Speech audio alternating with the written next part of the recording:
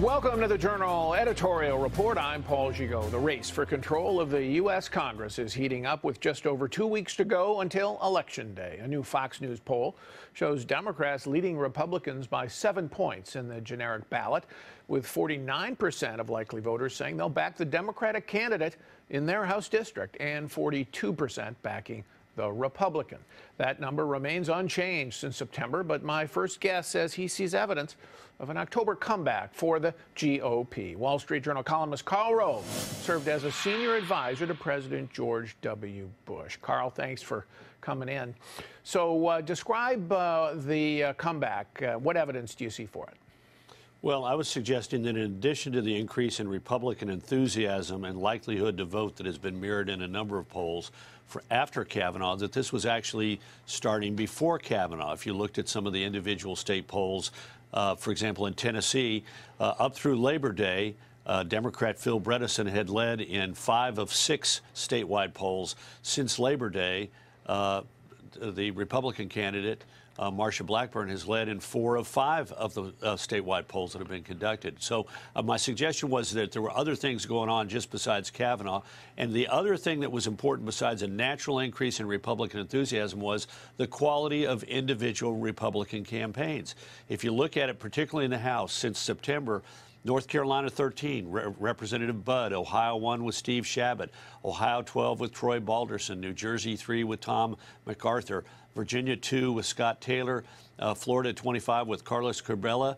Every one of those, which were thought to be toss-up seats, have now appeared to move in the Republican direction in public and private polling. Scott Taylor, for example, leads by I believe it's 8 points in a New York Times poll. Well, let me push back at that a little bit. I mean, you're saying that the quality of individual candidates matter, individual campaigns matter. I understand that, but we've been hearing for 4, 5, 6 months that really the Republicans' fate isn't in individual candidates' hands. It's this nationalized electorate, the Democratic enthusiasm that wants to paste a defeat on Donald Trump that's going to wash all these people away. You're saying that's not at all universally true. Well, it isn't. And there's some truth in it because the underlying landscape matters a great deal. But let's take, for example, Florida 27. A Republican incumbent is retiring, very popular.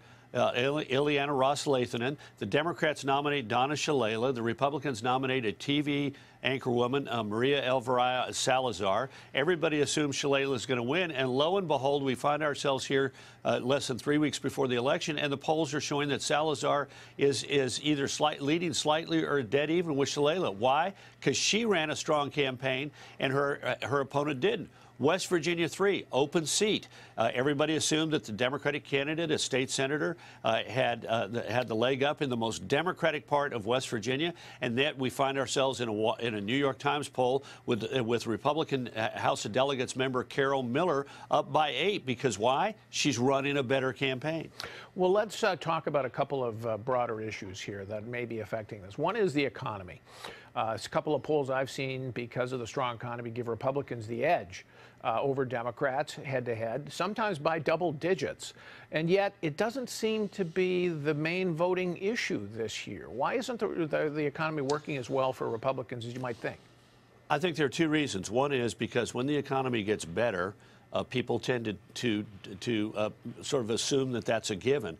The economy was very strong in 2006 when the Republicans lost the House, and largely because of concerns about the Iraq War and scandals among Republicans. Right. But the economy wasn't being talked about. The other reason, the president needs to set the tone and focus on the economy, and the president has bounced around from issue to issue, from item to item, and the lack of a consistency in not only saying the economy is good, but more importantly, describing what pro-growth policies he's going to pursue in the months and years ahead to make it even better. Those 2 things are missing. Yeah, I don't see any discussion at all about, for example, what is the Democratic agenda on taxes, for example. I mean, I think they're going to come out and they're going to try, as I listen to them quietly, they're going to try to repeal the tax reform, at least in large part, and raise taxes. But you don't hear Republicans talking about that. Yeah, and look, let me give you 2 examples of how this can work. In Texas 23, Will Hurd, who is in a 65% Latino district that Hillary Clinton carried, and Don Bacon of Nebraska 2 in a district that Hillary Clinton carried, both were considered to be toss-ups earlier in the cycle, and yet both of them have pounded home on their opponents, saying, my opponent will reverse the tax cut, and my opponent is in favor of a universal government-run health program that will kill your private insurance plan and cost us $32 trillion. And what's happened to both of those candidates? They have both been moved off of the list of toss-ups and into lean or likely Republican, and the Democrats have stopped spending money in their districts. Well, let me give you, but Will Hurd, I think also, he's distanced himself from the president on immigration, just like Carlos Cabela in Miami. Absolutely. In Miami has. Both of those are saying we need to do something about DACA. We need to get a bipartisan deal on security and legalization of DACA, and that's helped them in those districts. So what about the president's immigration focus here in the waning days of the campaign? Going to help or hurt Republicans? Well, it depends. We've just seen the first outlines of it. If it is defending our borders, that has got widespread acceptance. If it is we're going to build a wall, that has less acceptance. If it is against finding a solution for the dreamers and finding a solution, a path to citizenship for people who are already in this country, it's going to be hurtful. But you're right. Again, my point is smart candidates like Cabela and Hurd understand what their districts want and are fighting hard for those kind of issues and running smart campaigns. All right, Carl, thanks for coming in. We'll have talking to you again before the end of this thing. Yes, sir. Absolutely. President Trump looking to make immigration a central issue in the closing weeks of the midterm campaign. So is it a winning issue for Republicans in swing states? Our panel debates next. I'm willing to send the military to defend our southern border if necessary. All caused because of the illegal immigration onslaught brought by the Democrats because they refuse to acknowledge or to change the laws. President Trump looking to make immigration a central issue in the closing weeks of the midterm campaign and threatening to close the southern border with Mexico as a caravan of migrants from Honduras makes its way north. The Mexican government announced Thursday that it has asked the United Nations for assistance in screening the refugees in an effort to stop them before they arrive at the U.S. border. But the president is encouraging Republicans to make, quote, the horrendous, weak, and outdated immigration laws and the border a part of the midterm. So is it a smart strategy for the GOP? Let's ask Wall Street Journal columnist and deputy editor Dan Henninger, editorial board member Alicia Finley, and columnist Bill McGurn. So, Alicia, smart strategy or not? I would say that I think what they're trying to do is galvanize the base. Right. Especially in the Trump states, or the states that Trump won in 2016, maybe North Dakota, perhaps even Arizona. But where I think it really hurts Republicans is in these swing House districts, the suburbia, where it really distracts from the Republican message of economic growth. So it's a mixed impact. Some might help in some states. Right, but I think, won. Yeah, and in those states, I think Republicans are already pulling ahead. Where we're really concerned about is the House majority, where they need to pick up 23 seats, and 23 seats held by Republicans where Hillary Clinton won. So do you think that a deal on immigration, like a DACA trade for border security of the kind that looked like it was coming together a little bit, would that be helping Republicans now? Oh, I think it would help Republicans tremendously, especially in those House districts. If you think of Steve Knight in California, Carlos Cabello in Florida, I really think that it would improve their chances of holding those seats. I remember Eric Paulson from Minneapolis, St. Paul, came in to see us, and we asked him point blank, would it help you if you had such a deal? He said it sure would. And he's one of those guys in a tough race. Dan, what do you think? Well, I think that this immigration is becoming a liability for Democrats. Really? Look, oh, yeah. And I think that Donald Trump did not create this 4,000-person Honduran caravan coming up from Honduras, right? No. And nobody seems to understand what happens with these caravans now that Mexico is actually calling in the United Nations to try to help them resolve it. Well, they're seeking refugee status, presumably, right? Yeah, but, the president of Honduras himself claims that his left-wing opponents are creating these caravans to embarrass him. And the head of the Border Patrol, Kevin McAneely, was down there a couple of weeks ago. He could not figure out what was going on in Honduras. So you think But the caravans are coming, and somebody's got to do something about it. Okay, so to the extent that Trump focuses on the caravan and focuses on saying we can't have our borders overrun willy-nilly, that helps the Republicans. Because the Democrats are in favor of sanctuary cities, which is basically doing nothing. They want to abolish the ICE, Immigration and Custom Enforcement. They are, in fact, doing nothing about what is manifestly a problem. And I think, especially in some of the big Senate races, this is becoming a problem for Democrats who themselves are telling their candidates, try to stay away from this subject. All right. I agree with Dan. I think that immigration is two different issues. If it's about dreamers, people that were taken here when they were young, didn't make the decision, I think there's a lot of sympathy for them, right? If it's about other kinds of issues like family separation, I think it works for the Democrats this way. But I agree, when you have a caravan trying to bum rush the border, that's a different kind of immigration issue, and I think it plays in different districts. I do think there's a danger. I look at my district, a competitive suburban district, classic swing district in New Jersey, where Jay Weber is facing a very attractive Democratic candidate. I think he would have been helped by a more vigorous case for the economy, because his opponent is making the tax cuts a big issue. You know, in states like New York and New Jersey and California, people are complaining about the loss of the SALT deduction. So right. I do think that the emphasis, I do think that Republicans in general have suffered from a lack of emphasis on how good the economy is. So give these guys what for, Alicia? Why do you think they're wrong? Well, I wouldn't say they're completely wrong. Right.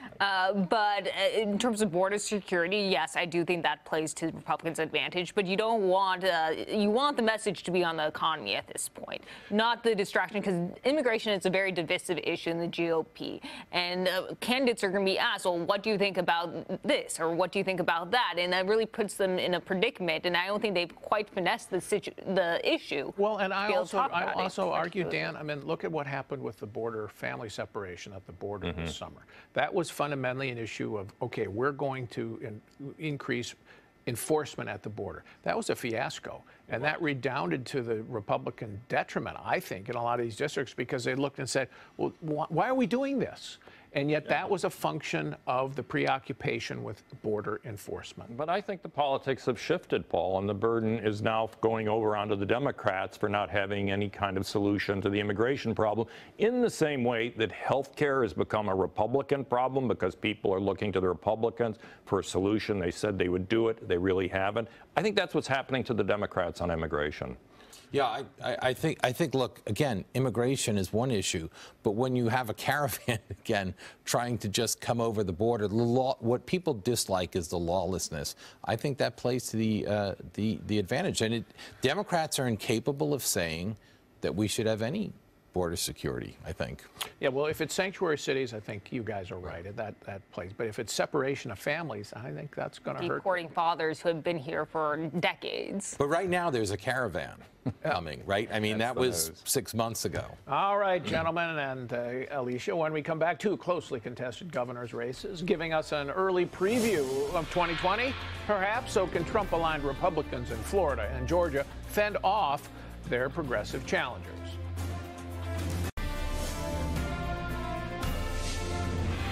Two high-stakes governor's races shaping up to be a preview of 2020, with Trump-backed Republican candidates in close contests with their progressive Democratic challengers. In Florida, polls show former Congressman Ron DeSantis running even with Tallahassee Mayor Andrew Gillum. And in Georgia, where early voting started this week, Secretary of State Brian Kemp leads Democrat Stacey Abrams by just 2 points.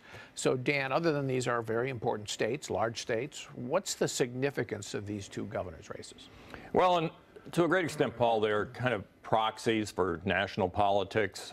Donald Trump versus the Democrats now personified mostly by progressive Democrats like Kamala Harris, Cory Booker. That would be kind of your setup for the presidential in 2020. Here in Georgia and Florida, you've got a couple of basically progressive Democrats, African Americans, Stacey Abrams in Georgia, Andrew Gillum in Florida, who has had to deny, incidentally, that he's a socialist because his policies are too far left, running against two candidates who have aligned themselves, Republicans who have aligned themselves with Donald Trump. So it's a very conservative candidate running against the progressive. The other thing I should point out is Stacey Abrams, for example, in Georgia, has spent 5 years enlisting black minority women, younger voters, getting them on the voting rolls.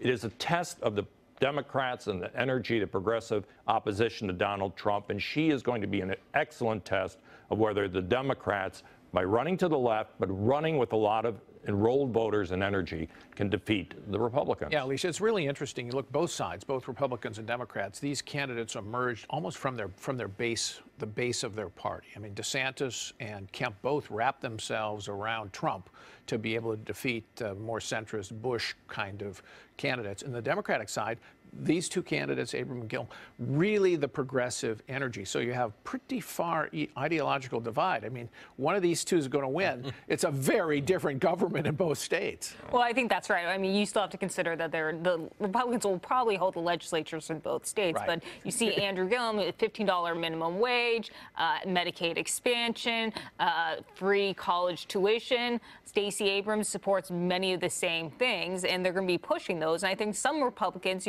moderates, they may go along. I mean, you have to consider in Kansas, another governor's race that's up for grabs. Many Republicans in the legislature support Medicaid expansion and some of the goals of the Democrats. Well, so, Bill, I'll tell you, Adam Putnam running in Florida, I think he was a member of Congress, and he lost to the current, to DeSantis. And I think Putnam right now would be running away with this race. Yeah, I'm not sure. I mean, it's as you say, it's a black and white divide. I think it's also a harbinger for 2020 in the sense that if Democrats can win on this progressive agenda, it'll give them more confidence that they can take those themes nationally against Donald Trump in 2020. It hasn't really happened yet. But it's also clearly where the party is, right? Where the Democratic Party is. It's where the energy Where the energy is. Both African-American candidates in those two states you mentioned. So it's a real test. So what are the Republicans in these states running on, right? They've had they've had their Republican governors now. What are they saying we'll do in the next 4 years? Well, I think there is they're trying to moderate a little bit. You see in Florida, DeSantis is talking about cutting taxes, cutting the corporate rate, partly to draw a contrast to Gillum, who wants to raise the corporate rate and raise taxes, which does not play well. In Georgia, Kemp is really focusing on some cultural issues, some sanctuary cities, a religious freedom law, to try to rally that base. And, one of the X factors here, Paul, when we talk about Republicans and Democrats, by and large, and fortunately all the races we talk about these days, the Republicans and Democrats are locked in completely on their candidates. There are still independent voters in all of these states, and they have got to figure out which way they want to lean. And in states like Florida and Georgia, the choice is pretty clear. These are not too close to, like in Ohio, Mike DeWine running against Richard Cordray. They've been running kind of close together, but not in Georgia and Florida. There's a real choice down there for independents to make. This is the current. This is maybe the purest expression this year. These races of the polarization in American politics, where you don't necessarily run into the middle anymore. You try to energize your base. And I agree with Dan. Henry Olsen has an interesting article on this that people think if people are highly polarized, then you really have to get out your base. And his argument is the way to do it is to try to get the independents, who are the marginal voters, right, and to appeal to them in a way that doesn't turn off your own base. That's the eternal trick in politics. But how do you? Are there any issues particular this year, Alicia, where they think that where either party's trying to use that? Let's say education, big state issue. Is there a divide there? Well, especially in Florida. I mean, where you see Gillum hasn't said we want to eliminate all charter schools, but has used that kind of dog whistle with the teachers' unions. These are unaccountable for-profit organizations, and we need to stop them. He wants to eliminate the scholarship of these private school voucher programs that Jeb Bush originated, and whereas DeSantis really wants to expand private school choice. Okay, thank you all. When we come back, Saudi Arabia acknowledging the death of Washington Post columnist Jamal Khashoggi, claiming it was an accident, but with lingering questions about the Crown Prince's involvement. How should the Trump administration respond to Riyadh's latest explanation?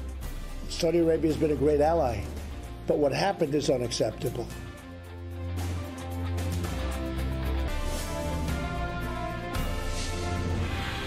Saudi Arabia has been a great ally, but what happened is unacceptable. We are going to see they've arrested, just for the people at the table, a large number of people having to do with the event that took place in Turkey and the consulate, the Saudi consulate. And it's a big first step. That was President Trump responding to Saudi Arabia's statement late Friday about the fate of Washington Post columnist Jamal Khashoggi. The kingdom now acknowledging his death, but claiming it was the accidental result of a fistfight, contradicting the government's initial claim that the journalist who was critical of the Saudi regime had left the consulate alive. 18 suspects are said to have been arrested in the case. John Hanna is senior counselor at the Foundation for Defense of Democracies. He served as Vice President Dick Cheney's national security advisor in the Bush administration. Welcome, John. Good to see you. Thank you, Paul. So you've heard the story. The Saudis now say it the result of a fistfight and accident. How credible is that? Well, that part of the story is still incredible, Paul. Nobody knows for sure what happened inside of that consulate. Yet we've had a stream of leaks from the Turkish press over the last couple of weeks that have been reported in virtually every American major outlet, in which they say that this was a kill team sent to Saudi Arabia with the intent to murder Khashoggi, not to somehow lure him back to the kingdom. So that part of the story still just doesn't pass the laugh test. Do you think that American intelligence would have its own information about what happened here? I think they will have information. Whether they've got the kinds of goods of surveillance from inside the consulate itself at the time that Khashoggi died, that's unclear to me. We may have to rely a lot on Turkish intelligence for that specific evidence.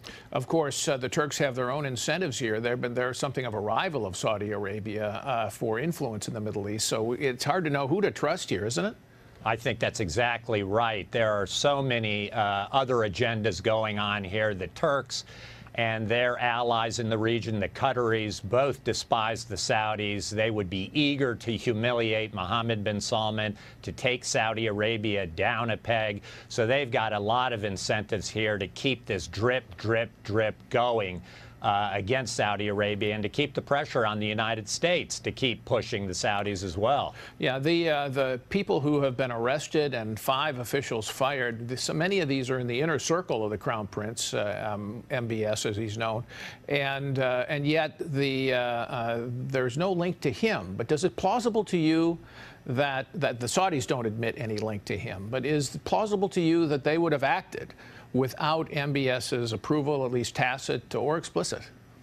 No, I think as an analytical matter, for anybody who's followed the Saudis and the House of Saud closely, and particularly Mohammed bin Salman, who's known as a control freak, it's hard to imagine something as significant as this happening with the potential international ramifications it's clearly had, not happening without some kind of express order from Mohammed bin Salman.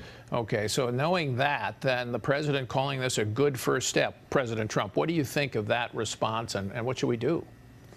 Well, I think just again, as an analytical matter, this is a good first step. I mean, for 2.5 weeks, the Saudis have said that this man left that consulate of his own free will. They've now finally admitted he has died in that consulate at the hands of Saudi officials and on the orders of at least people as powerful and as high a level in the Saudi establishment as you can get without implicating one of the royals or Mohammed bin Salman himself. So I think that is important progress for the Saudis. Yet the United States shouldn't be the people vouching for the credibility of this investigation. We still need answers. We need a body. We need to know how Khashoggi was killed in that embassy. All right, when that happens at some point here in the next few days or weeks, then what can the United States do on a policy front to be consistent with our interests, which is our alliance with Saudi Arabia and the Middle East, but also our values, which means we don't sanction murder of journalists? Yeah, we first of all got to obviously speak the truth here, which was that this was a brazen, unacceptable breach of international norms against a person under the protection of the United States, living in the United States, working for one of the major American media outlets, the Washington Post. So we've got to be very clear in our rhetoric, very clear that this can never, ever happen again, or it will, in fact, jeopardize the U.S.-Saudi strategic partnership. And there are sanctions that we need to put into place, these global Magnitsky Act sanctions that are very targeted against specific Saudi perpetrators of this action. And then I think we've got to consider real pressure on the Saudis, finally. Don't indulge Mohammed bin Salman as much as we have over the last year. He's now creating more problems for us than he solves, the problem in Yemen in particular. Right. I think there needs to be a much stronger U.S. hand to force some kind of political settlement here and get the Saudis to the table. But if you sanction, using the Magnitsky sanctions, which are aimed at individuals, if you sanction the people all at the lower rungs here, and below MBS, and you don't sanction him, I mean, are you going to look like you've actually let him off the hook? Well, I think that's always the danger, and that's the delicate line the United States walks. We got to stand up for our values. On the other hand, we have got important business to get done in the international community. You do that with the leaders that are in place in these countries. So long as MBS is there, we've got to be able to do business with him in the interests and in the security of the United States of America. We've seen this in Russia. We continue to have summits with Vladimir Putin, despite the fact he's killing dissidents in England. And we do it with people like Kim Jong-un, where we've got to negotiate an end to their nuclear program, despite the fact that just over a year ago, Kim Jong-un was responsible for the detention, the torture, and eventually the murder of an American citizen, Otto Warmbier. All right, so it's a very delicate walk. Thank you, John Hannah. Appreciate coming in. Sure, Paul. Thank you. Still ahead, Elizabeth Warren tests the 2020 waters, rolling out her response to Donald Trump's Pocahontas taunts. So did the likely Democratic presidential candidate help or hurt her chances with this week's DNA release? Our panel debates next.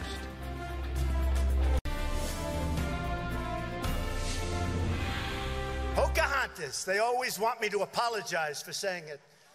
And I hereby, oh no, I want to apologize. I'll use tonight. Pocahontas, I apologize to you. I apologize. To you, I apologize. To the fake Pocahontas, I won't apologize. It's causing her problems. You know, that name's good because now even the liberals are saying, take a test.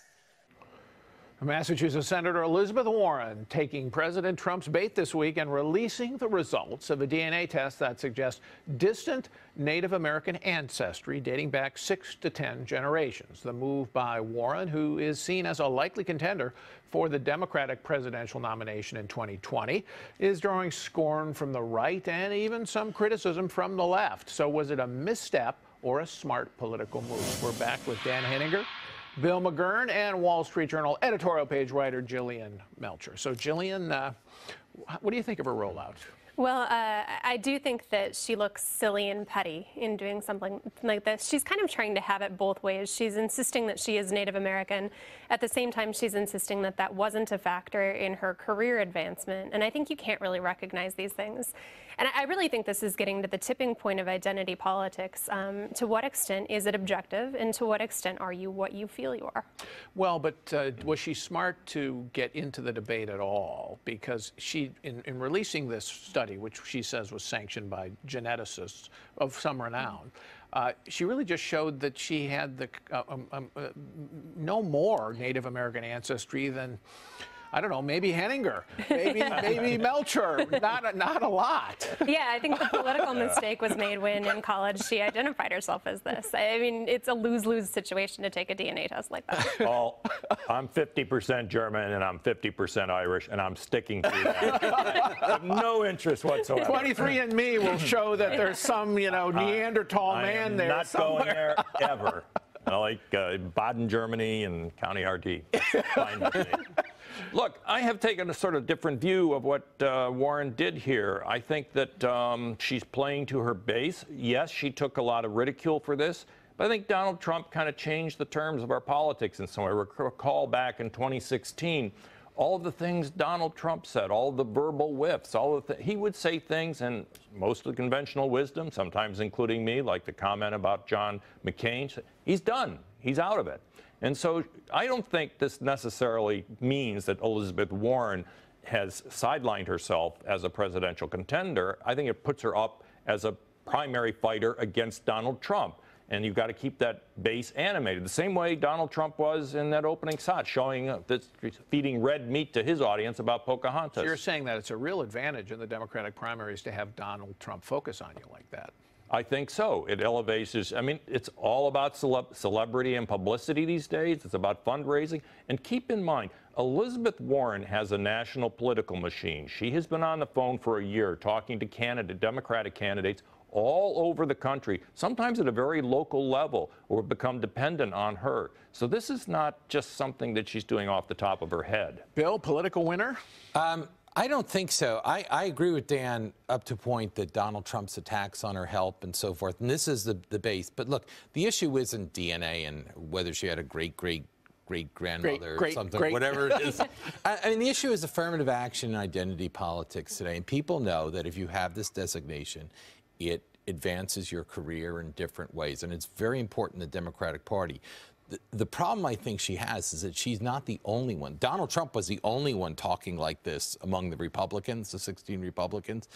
Identity politics is the bread and butter of the Democratic Party. And so I think this helps Kamala Harris and people that, because it speaks to her authenticity, because it's not just about a relative. She claims, I think, was it her parents? People objected to intermarriage or something, and she was listed as a person of color on this. I'm not sure a lot of the Democrat coalition of minority voters really likes or is going to favor a privileged white woman, Harvard Law, appropriating a culture, a minority culture. The Secretary of State for the Cherokee Nation, Jillian, came out. No, this is a serious job. He came out and said in a statement that he criticized Warren because he said that she was essentially appropriating, using just a small ancestral DNA bit to essentially say, I have tribal affiliation. And he said, we get to judge that. And you're not that if you just have a little bit of Native American blood, you know, and you're essentially diminishing our tribal importance. Yeah, that was a pretty brutal smackdown of a letter. You would think that she would have checked in with them before releasing this. That would have been the more politically sophisticated move to take.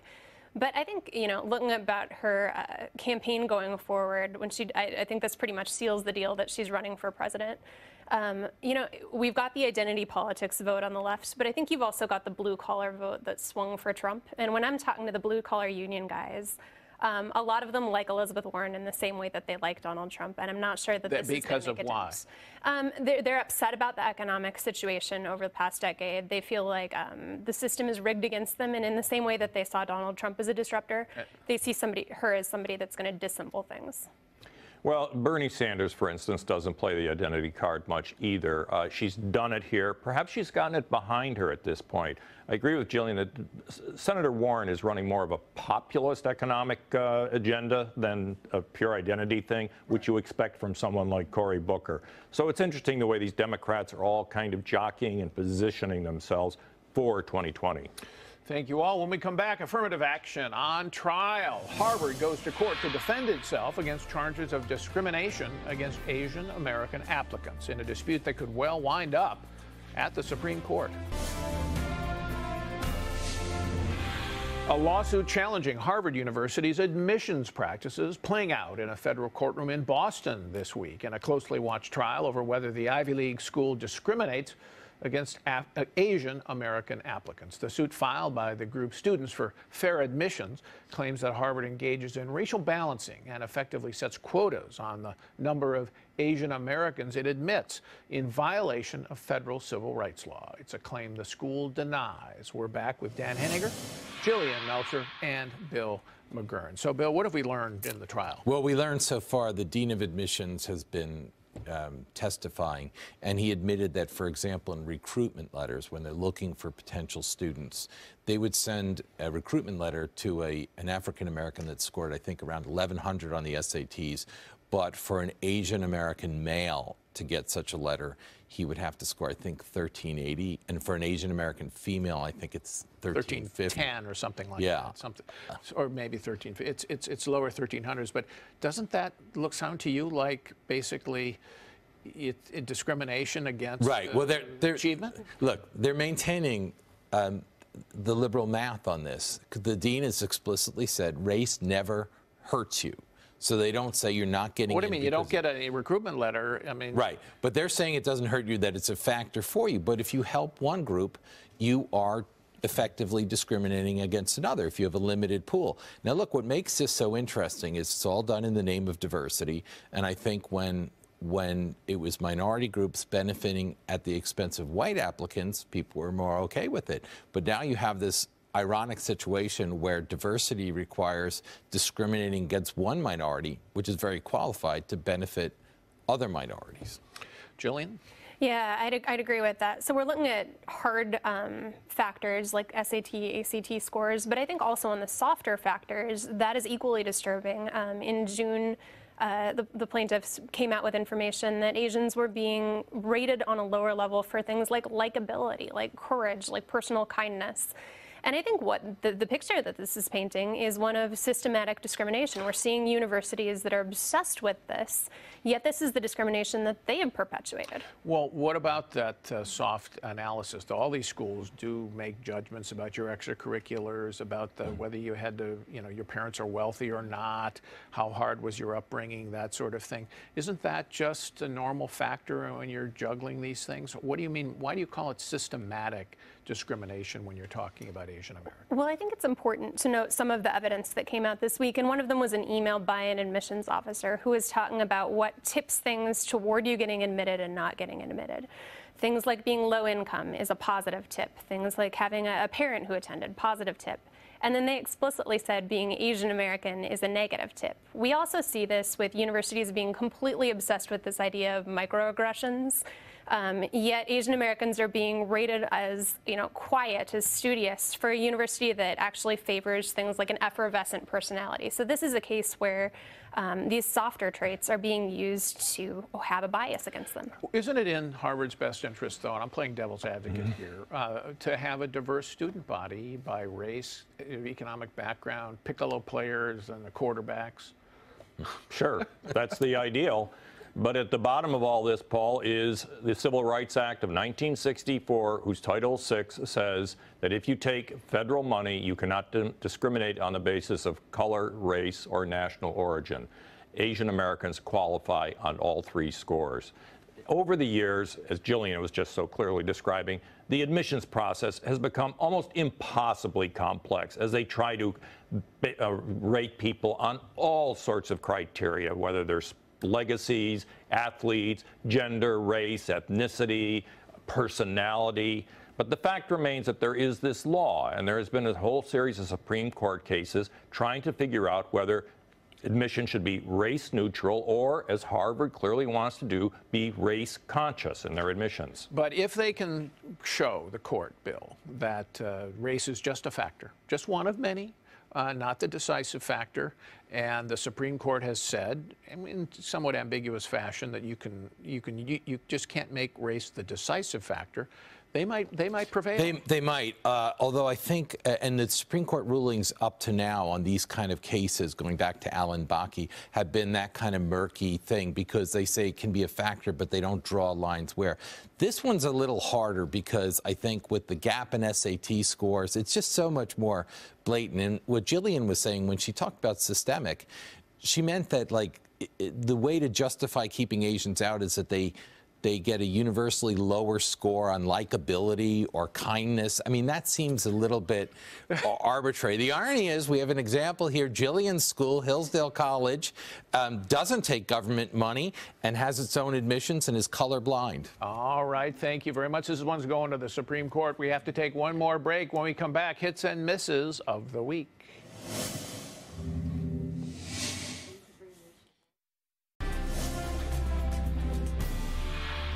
Time now for our hits and misses of the week. Jillian.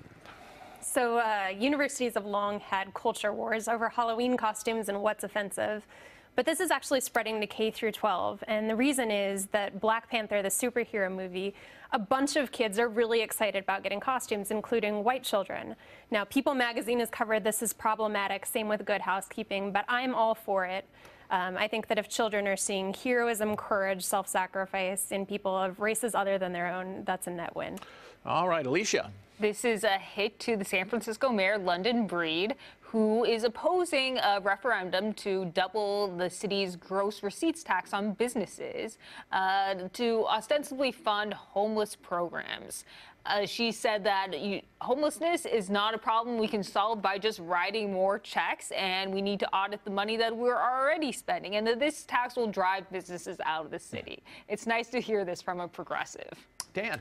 Well, I'm giving, excuse me, a miss to America's public schools one more time. This week, the ACT college entrance people released their annual report. 35% of the people who took the test are not ready to do college entry math, English, science. 40% probably could not pass a college entry algebra course.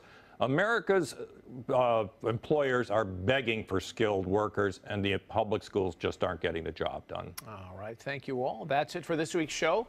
Thanks to my panel. Thanks to all of you for watching. I'm Paul Gigot. We hope to see you right here next week.